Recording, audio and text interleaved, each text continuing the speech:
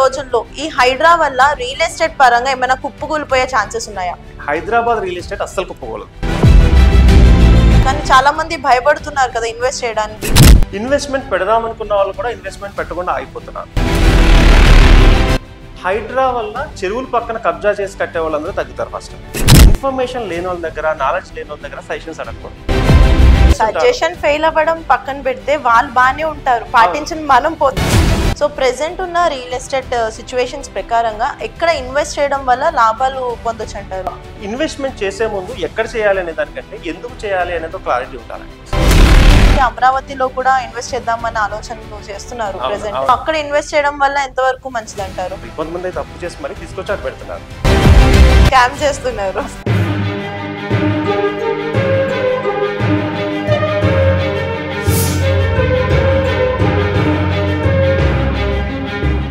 So ప్రస్తుతం మనతో పాటు స్టూడియోలో ఉన్నారు ప్రముఖ రియల్ ఎస్టేట్ సంస్థ ఆధురి గ్రూప్ లో బోర్డ్ ఆఫ్ డైరెక్టర్ గా వర్క్ చేస్తూ రియల్ ఎస్టేట్ రంగంలో 10 years ఎక్స్పీరియన్స్ ఉన్న asset management expert and NRI portfolio manager Aryan గారు. నమస్తే సార్. నమస్తే శ్వేత గారు. ముందు రోజుల్లో ఈ హైడ్రా వల్ల రియల్ ఎస్టేట్ పరంగా ఏమైనా కుప్పకూలిపోయే ఛాన్సెస్ ఉన్నాయా? సో హైడ్రా వల్ల రియల్ ఎస్టేట్ కుప్పకూలిపోవడం అనేది అస్సలు జరగదండి. ఓకే. ఎందుకంటే హైదరాబాద్ రియల్ ఎస్టేట్ అస్సలు కుప్పకూలదు. బికాజ్ ఎందుకంటే చాలా స్ట్రాంగ్ ఫౌండేషన్ ఉన్న రియల్ ఎస్టేట్ ఏదైనా ఉంది అంటే హైదరాబాద్ రియల్ ఎస్టేట్ అండి. కానీ చాలా మంది భయపడుతున్నారు కదా ఇన్వెస్ట్ చేయడానికి. ఎస్ అండి, మీరు చెప్పింది కరెక్ట్. హైడ్రా వల్ల ఏమైందంటే ఇన్వెస్ట్మెంట్ పెడదామనుకున్న వాళ్ళు కూడా ఇన్వెస్ట్మెంట్ పెట్టకుండా ఆగిపోతున్నారు.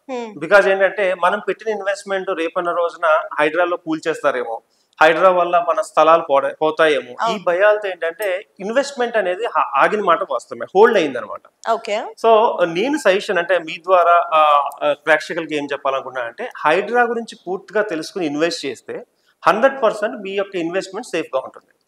ఫర్ ఎగ్జాంపుల్ హైడ్రా ఎంత మంచి జరగబోతుందంటే, ఇప్పుడు కొంచెం భయపడిన వాట వాస్తవమే, ఎంత మంచి జరగబోతుందంటే హైడ్రా వల్ల చెరువుల పక్కన కబ్జా చేసి కట్టే వాళ్ళందరూ తగ్గుతారు ఫస్ట్. ఓకే, హైడ్రాకి పర్మిషన్స్ లేకుండా ఇష్టం వచ్చినట్టు కన్స్ట్రక్షన్ చేసే వాళ్ళు తగ్గిపోతారు. దానివల్ల ఏమవుతుందంటే కస్టమర్ సేఫ్ అవుతారు. సో హైడ్రా ప్రభావం వల్ల ఒక రకంగా చెప్పాలంటే కస్టమర్కే సేఫ్ ఉంటుంది అనమాట. ఫర్ ఎగ్జాంపుల్ హైడ్రా రాకముందు చూద్దాం. సో కుకట్పల్లిలో ఎలా ఉండేదంటే అన్ఆర్గనైజ్డ్ గా ఉండేది అనమాట. కుకట్పల్లిలో బాందారి లేఅవుట్ కానీ ఇవన్నీ కూడా అంటే డ్రైనేజ్ సిస్టమ్స్ కొన్ని ఇబ్బందులు ఉండేవి. నెక్స్ట్ వచ్చేసి పార్క్స్ అనేవి సరిగా ప్రొడక్టివ్ గా ఉండేవి కాదు. ఇలాంటి పరిస్థితుల్లో హైడ్రా భయంతో మిగతావన్నీ కూడా స్ట్రాంగ్ అవడంతో ఫ్యూచర్ ఇన్వెస్ట్మెంట్ ఎవరైతే పెట్టాలనుకుంటున్నారో వాళ్ళు చాలా చాలా హ్యాపీగా సేఫెస్ట్ గా ఉంటారు. అయితే ఎక్కడ ఇన్వెస్ట్మెంట్ పెడితే వాళ్ళు సేఫ్, ఇది ఒక్కటి మాత్రం తెలుసుకోవాలండి. సో ఎక్కడైతే చెరువులు, గుంతలు, నాలాలు ఉంటాయో దానికి దగ్గర 2 ఉంటాయండి, ఎఫ్టిఎల్ అండ్ బఫర్ జోన్ అని ఉంటాయి. సో ఇది ఇప్పుడున్న హైడ్రా ఎఫెక్ట్ తో అందరికి బేసిక్ ఇన్ఫర్మేషన్ తెలిసింది. అంటే హైడ్రా ఎఫ్టిఎల్ ఏంటి, బఫర్ జోన్ అంటే ఏంటి. సో ఈ 2 చెక్ చేసుకుని పెట్టుకోవాలి. సింపుల్ అండి. ఎలా చెక్ చేసుకోవాలంటే ఏదైనా ఒక చెరువు ఉంది అనుకుందాం, అది 25 ఎకరాల చెరువు అయితే దాని నుంచి అంటే ఎప్పుడైనా వర్షం కురిస్తే ఆ చెరువులో 25 ఎకరాల చెరువులో నిల్వ ఉండే ప్లేస్ ని ఏమంటామంటే ఎఫ్టిఎల్ అంటాం, ఫుల్ ట్యాంక్ లెవెల్. ఒకవేళ ఇంకా ఎక్కువ వర్షాలు వస్తే అది పొంగి పొర్లుతుంది. సో దానికి ఇంకొంచెం డిస్టెన్స్ ని దాన్ని ఏమంటామంటే బఫర్ జోన్ అంటాం. అంటే ఈ చెరువు ఎప్పుడైనా అధిక వర్షాలు వస్తే ఇక్కడ నుంచి ఇక్కడ వరకు వాటర్ వస్తుంది, ఇది బఫర్ జోన్ అంటాం. ఈ బఫర్ జోన్ తర్వాత నుంచి హ్యాపీగా ఎక్కడ ఇల్లు కట్టుకున్నా గవర్నమెంట్ కానీ ఏ హైడ్రా కానీ ఏది కూడా డిస్టర్బ్ చేయడానికి అవకాశం లేదు. సో నేనేమంటున్నానంటే కొన్నిటికేమో 9 మీటర్స్ అని, కొన్నిటికి వచ్చేసి 25 మీటర్స్, 30 మీటర్స్, 50 మీటర్స్, పెద్ద చెరువులు ఉంటే 50 మీటర్స్ వరకు వదిలేసేయాలి. దాని తర్వాత కొంచెం బఫర్ జోన్ వదిలేసి మనం ఇల్లు కట్టుకోవచ్చు అనమాట. సో నేను సజెషన్ చేసేది ఏంటంటే ఎక్కడైనా ఇన్వెస్ట్మెంట్ చేసే ముందు ఫస్ట్ అక్కడ ఏమైనా చెరువులు అలాంటివి ఏమన్నా గూగుల్ మ్యాప్ లోకి వెళ్ళి చూసుకుంటే అర్థమవుతాయండి. ఎవరిని అడగక్కర్లేదు, ఏం భయపడక్కర్లేదు. గూగుల్ మ్యాప్ లోకి వెళ్తే ఆ చుట్టుపక్కల చెరువు ఉంటే హ్యాపీగా వాటర్ బాడీ అని చూపిస్తుంది. ఆ వాటర్ బాడీ మనం కొనుక్కున్న దానికి ఎంత డిస్టెన్స్ లో ఉన్నదో మనం తెలుసుకోవాలి ఫస్ట్. సో అది కూడా కష్టపడక్కర్లేకుండా హైడ్రా ఒక లిస్ట్ రిలీజ్ చేసింది. సో ఈ చెరువు దగ్గర నుంచి ఇంతవరకు కట్టుకోవద్దు అని చెప్పేసింది. అవి చెక్ చేసుకున్నా సరిపోతుంది అనమాట. సో ఇప్పుడు ఇన్వెస్ట్మెంట్ లో నేను చెప్తున్నానండి, ఈ భయంలో ఎవరైతే పెట్టకుండా ఆగిపోతారో తర్వాత పెరిగిన తర్వాత వాళ్ళు ఏమనుకుంటారంటే అరే అప్పుడు పెట్టుండాల్సింది, భయపడ్డాం అనుకుంటారు. సో పెట్టేటప్పుడు ఇన్వెస్ట్మెంట్ లో మాలాంటి ఎక్స్పర్ట్ సజెషన్స్ తీసుకున్నారనుకోండి, అంటే ఎక్కడ పెట్టొచ్చు అనేది కొంతమందిని అడిగి, అది కూడా ఏంటంటే ఎప్పుడైనా సజెషన్ అడిగేటప్పుడు ఇన్ఫర్మేషన్ లేని వాళ్ళ దగ్గర, నాలెడ్జ్ లేని వాళ్ళ దగ్గర సజెషన్స్ అడగకూడదు. దానివల్ల ఏమవుతుందంటే ఆ సజెషన్ ఫెయిల్ అవుతుంది. అంటే మన ఫ్రెండ్స్ సజెషన్ ఫెయిల్ అవ్వడం పక్కన పెడితే వాళ్ళు బానే ఉంటారు, పాటించిన మనం పోతాం. దానికి చాలా ఎగ్జాంపుల్స్ ఉన్నాయి. మీకు లాస్ట్ టైం కూడా మనం చెప్పుకున్నాం. హీరోస్ చాలా మంది ఉంటారు. ఎవరంటే అలీ గారు కూడా ఒక ప్లేస్ లో చూడటానికి వెళ్ళారు, అదంతా కొండ గుప్ప కొట్టలుగా ఉందని చెప్పి డ్రైవర్ చెప్పడంతో ఈయన ఇన్వెస్ట్మెంట్ పెట్టడం మానేశారు. అది కోకాపేట అయింది. సో ఇన్వెస్ట్మెంట్స్ ఎవరైనా సజెషన్స్ అడిగేటప్పుడు మన ఫ్రెండ్స్ సర్కిల్లో అడిగితే గనక వాళ్ళకి నాలెడ్జ్ ఉందా లేదా. నిజంగా నాలెడ్జ్ లేని వాళ్ళు అడిగితే వాళ్ళ భయాన్ని మన మీద రుద్దుతారు. వాళ్ళు ఏమంటారంటే ఇక్కడ పెట్టొచ్చా అంటే వద్దు హైడ్రా అంటారు, రేపు కొట్టేస్తే ఏమైపోతావు, ఎంత కష్టపడి సంపాదించే డబ్బులు, ఇట్లా భయపెట్టి వాళ్ళు ఏంటంటే మనల్ని ఇన్వెస్ట్మెంట్ చేయకుండా చేస్తారు. నా సజెషన్ ఏంటంటే ఏదైనా ఒక పెద్ద ఇన్వెస్ట్మెంట్ ఒక 10 లక్షలు కానీ 20 లక్షలు కానీ 30 లక్షలు కానీ పెట్టేటప్పుడు ఒక ఇన్వెస్ట్మెంట్ అడ్వైజర్ సజెషన్ తీసుకుని అవసరమైతే వాళ్ళు మహా అయితే 5,000 10,000 చార్జ్ చేస్తారేమో, లేదా తెలిసిన వాళ్ళు చాలా మంది ఫ్రీగానే చెప్తారు ఇండస్ట్రీలో. సో వాళ్ళని అడిగి పెట్టుబడి పెట్టుకుంటే మీ పెట్టుబడి ఎప్పటికీ సేఫ్. నేను 100% చెప్తాను, హైడ్రా ఎంత అంటే ఎన్ని సంవత్సరాలు ఉన్నా కూడా రియల్ ఎస్టేట్ లో ఇన్వెస్ట్మెంట్స్ ఆగవు, పడిపోవడం అనేది జరగదు. కొంచెం హోల్డ్ అయిన మాట వాస్తవమే. అది కూడా ఏంటంటే ఈ కొంతమంది కొత్తగా కట్టే వాళ్ళకి ఇంకా పర్మిషన్స్ రావడం లేదు. ఈ హైడ్రా యొక్క క్లారిటీ వచ్చిన తర్వాత పర్మిషన్స్ వస్తాయి. సో 100% సేఫ్ అండ్ సెక్యూర్ గా పెట్టుకోవచ్చు. బట్ బేసిక్ నాలెడ్జ్ ఉంటే దాన్ని బట్టి మీరు పెట్టుకోవచ్చు అనమాట. సో హ్యాపీగా నా ఇన్వెస్ట్మెంట్లు పెట్టుకోండి, బట్ తెలిసిన వాళ్ళని అడిగి పెట్టుకుంటే బెస్ట్ అని నా ఉద్దేశం అండి. ఓకే. సో ప్రెసెంట్ ఉన్న రియల్ ఎస్టేట్ సిచ్యువేషన్స్ ప్రకారంగా ఎక్కడ ఇన్వెస్ట్ చేయడం వల్ల లాభాలు పొందొచ్చు అంటారు? గుడ్ క్వశ్చన్ అండి. చాలా మంది ఏంటంటే డిఫరెంట్ సెక్టార్స్ లో ఇన్వెస్ట్మెంట్ మనం శ్రీశైలం హైవేలో చేయాలా, లేదంటే షాద్ నగర్ లో చేయాలా, వరంగల్ హైవేలా, విజయవాడ హైవేలా, ఇలా కన్ఫ్యూజన్ చాలా మంది ఉంది.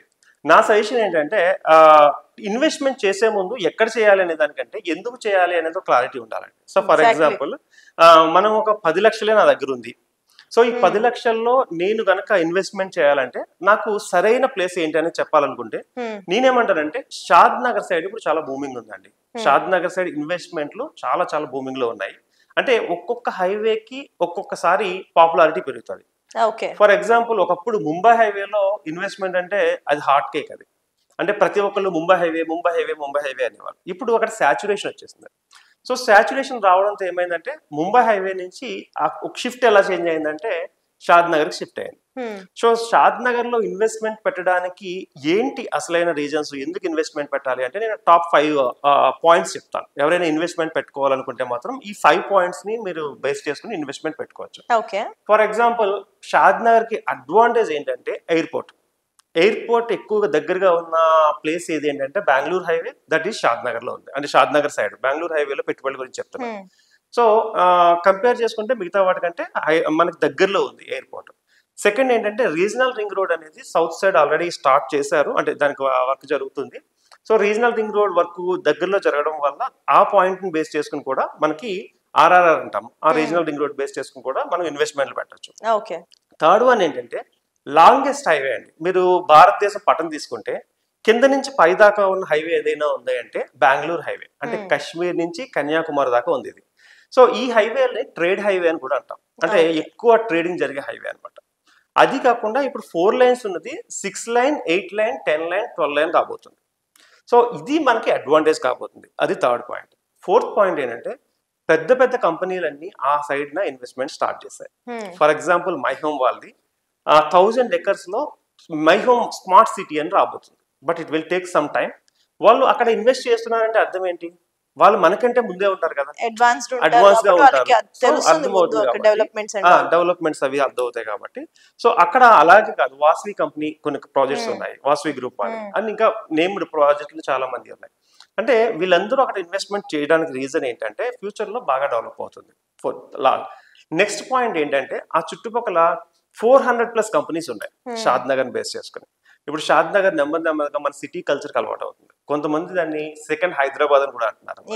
సో ఈ రీజన్స్, టాప్ 5 రీజన్స్ తీసుకోగలిగితే నేను Shadnagar is the best side అంటాను. ఎందుకంటే కొంచెం ముంబై హైవే కొంచెం డల్ గా ఉండడము, మిగతావి కొంచెం అంటే ఇప్పుడు ఒకనొకప్పుడు విజయవాడ హైవే కూడా బాగుందన్నారు. బట్ కాకపోతే దాంట్లో ఇంకొంచెం అప్ అండ్ డౌన్స్ ఉన్నాయి. సో ఎవరైనా తక్కువ ఇన్వెస్ట్మెంట్ తో ఒక మిడిల్ క్లాస్ పర్సన్ పెట్టుకోవాలనుకుంటే I suggest Shadnagar is the best అండి. ఓకే. సో ఇన్వెస్ట్మెంట్ పరంగా చాలా మంది అమరావతిలో కూడా ఇన్వెస్ట్ చేద్దామన్న ఆలోచనలు చేస్తున్నారు ప్రెసెంట్. సో అక్కడ ఇన్వెస్ట్ చేయడం వల్ల ఎంతవరకు మంచిది అంటారు? సో నా సజెషన్ ఏంటంటే ఇది చాలా మంచి పాయింట్. ఇది కన్ఫ్యూజ్ అవుతున్నారు. అంటే కస్టమర్స్ ఎలా కన్ఫ్యూజ్ అవుతున్నారు అంటే అమరావతి డెవలప్ అయిపోతుంది, ఇప్పుడు పెట్టకపోతే ఇన్వెస్ట్మెంట్లు మేము పెట్టలేము, రేపు కోకాపేట అయిపోతుందని కొంతమంది క్రియేట్ చేస్తున్నారు. సో ఇట్లాంటివన్నీ జరుగుతున్నాయి. సో ఇక్కడ ఒక చిన్న చెప్తా చూడండి, ఫాల్స్ అప్రిషియేషన్ అంటాం. ఫాల్స్ అప్రిషియేషన్ అంటే ఏంటంటే అక్కడ లేని అప్రిషియేషన్ క్రియేట్ అయ్యింది అనుకోండి, దాన్ని ఫాల్ అప్రిషియేషన్ అంటాం. దీనివల్ల మధ్యతరగతి వాళ్ళందరూ ఒక రకమైన ఒడిదుడుకు గురయ్యి అక్కడ ఏదో జరిగిపోతుంది అని వీళ్ళన్న కష్టపడిన డబ్బులు మొత్తం అప్పు చేసి మరి, కొంతమంది అయితే అప్పు చేసి మరి తీసుకొచ్చి అక్కడ పెడుతున్నారు. సో దీనివల్ల లాస్ అయ్యేది ఏంటంటే మిడిల్ క్లాస్ పీపులే. టాప్ పీపుల్ అందరూ కూడా, హైయెస్ట్ పీపుల్ అందరూ కూడా టైంకి ఎగ్జిట్ అయిపోయి వాళ్ళ డబ్బులు వాళ్ళు తెచ్చుకుంటారు. వీళ్ళు మధ్యలో ఫిట్ అవ్వలేరు, సడన్ గా అమ్ముకోవాలంటే వీళ్ళు సేల్ చేసుకోలేరు, కష్టం అయిపోతుంది. అవును. సో ఇలాంటి వాళ్ళకి నేను చెప్పేది ఏంటంటే అమరావతిలో ఇన్వెస్ట్మెంట్ పెట్టడానికి కొంచెం టైం వెయిట్ చేస్తే చాలా మంచిదండి. ఎందుకంటున్నానంటే ఫర్ ఎగ్జాంపుల్ ఒక చిన్న ఎగ్జాంపుల్ చెప్తాను. అమరావతిలో మీకు సపోజ్ ఒక ల్యాండ్ ఉంది అనుకుందాం, అది ఇంతకు ముందు అంటే బిఫోర్ గవర్నమెంట్ ఉన్నప్పుడు ఎక్కువ రేటుకి కొన్నారు కానీ తగ్గిపోయింది బికాస్ ఆఫ్ అప్పుడు వచ్చిన తర్వాత. తగ్గిపోయిన తర్వాత ఇప్పుడు ఏమైందంటే చంద్రబాబు నాయుడు గారు రావడము, మళ్ళీ కొత్త కంపెనీస్ వస్తాయనే దీనివల్ల పెరిగిందని ఒక సిచ్యువేషన్ వచ్చింది.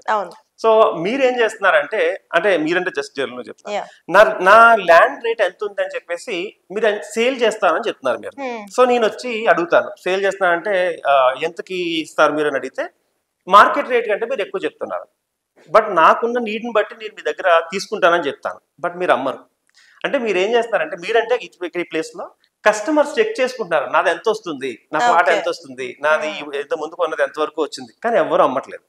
దానివల్ల ఫాల్స్ అప్రిషియేషన్ అనేది ఎక్కువైంది అనమాట. అంటే నేను 20,000 పెట్టి ప్లాట్ కొన్నాను అమరావతి దగ్గరలోని, దాన్ని నేను సేల్ చేద్దాం అనుకుంటే ఎవరో వచ్చి 22,000 అడిగారు. సో నేనేమంటానంటే అమ్మను. బట్ నెక్స్ట్ ఇంకొకళ్ళు నేను అమ్ముతున్నానన్న విషయాన్ని డిలీట్ చేయను, పోస్ట్ ఎక్కడో యాడ్ చేశాను కదా. నెక్స్ట్ వాళ్ళు వచ్చిన తర్వాత ఎంత అని అడిగితే 20,000 22,000 చెప్తే లేదు మనం 22,000కి అడిగితే నేను ఇవ్వలేదు అంటే వీళ్ళు ఏం చేస్తారంటే ఒక 2,000 పెడతారు, 24,000 అమ్మరు, అయినా అప్పుడు కూడా అమ్మరు. సో ఇలా ఏం చేస్తారంటే ఫాల్స్ అప్రిషియేషన్. 20,000 ఉంటుంది, ఎవరు కొనుగోలు అమ్మకాలు పెద్దగా జరగట్లేదు, బట్ 20,000 30,000 అయిపోయింది. సిచ్యువేషన్ అడ్వాంటేజ్ తీసుకుంటారు. అంటే నాది ఎంత పెరుగుతుంది అని. ఈయన చూసి పక్కన ఏం చేస్తాడంటే ఆయన 24,000 అడిగారు, అడ్వాంటేజ్ తో పాటు స్కామ్ చేస్తున్నారు. స్కామ్ అనేది నేను చెప్పలేను కానీ 24,000 అడిగారు నా పక్క అతన్ని, నువ్వు నాకు 26 ఇస్తే ఇస్తాను. ఈయన అమ్మడు, అంటే అతను అమ్మడు, ఈయన అమ్మడు, 26కి వెళ్ళిపోయింది. అంటే 20 becomes 26 అయిపోయింది, 28 30. దెన్ ఏమవుతుందంటే కన్ఫ్యూజన్ లో పడుతున్నారు. ఎవరైనా పొరపాటున మధ్యతరగతి పర్సన్ కష్టపడి సంపాదించిన డబ్బు అదే ఇన్ఫ్లేషన్ లో వెళ్ళి పెట్టాడు అంటే సో సేమ్ ఇంకా ఆయన మళ్ళీ డబ్బులు అవుతారు. అంటే my suggestion for all the viewers కి ఏమని అంటే, సో పెట్టడం తప్పు కాదు, సో పెట్టేటప్పుడు అది ఫాల్స్ అప్రిషియేషనా రియల్ అప్రిషియేషనా చెక్ చేసుకోవాలి, ఫస్ట్ వన్. సెకండ్ వన్ ఏంటంటే కొంచెం టైం ఆగగలిగితే గవర్నమెంట్ తీసుకునే నిర్ణయాలను బట్టి మన రేట్లు ఆధారపడి ఉంటాయి అక్కడ ఆ ఏరియాలో ప్రజెంట్. సో గవర్నమెంట్ ఏ నిర్ణయాలు తీసుకోబోతుంది, ఏ కంపెనీలు రాబోతున్నాయి, వీటిని తీసుకుని, ఎందుకంటే ఇప్పటికిప్పుడు అన్ని వేల ఎకరాలు లేదా అన్ని లక్షల ఎకరాలు అమ్ముడైపోవు కదా. సో కొంచెం వెయిట్ చేస్తే బాగుంటుంది అనుకుంటున్నాను. అంటే గవర్నమెంట్ తీసుకునే డెసిషన్ బట్టి మనం తీసుకునే మనం కొనాలా కొనకూడదా అనేది తీసుకుంటే బాగుంటది. So my suggestion is wait some time or else ఎక్కడైతే ఫేక్ అప్రిషియేషన్ లేదో ఆ ఏరియాలో తీసుకోండి. ఓకే.